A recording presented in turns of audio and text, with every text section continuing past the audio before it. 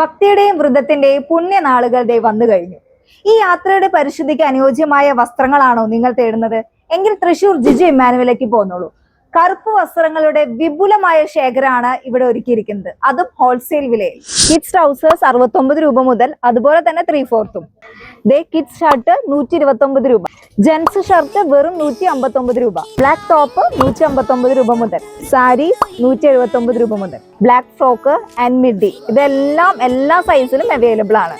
പല ടൈപ്പ് കരകളുള്ള മുണ്ടുകളുണ്ട് ഇവിടെ. സ്വാമിയുടെ കരിയുള്ള സ്പെഷ്യൽ മുണ്ടുകളും ഉണ്ട് കേട്ടോ ഇവിടെ.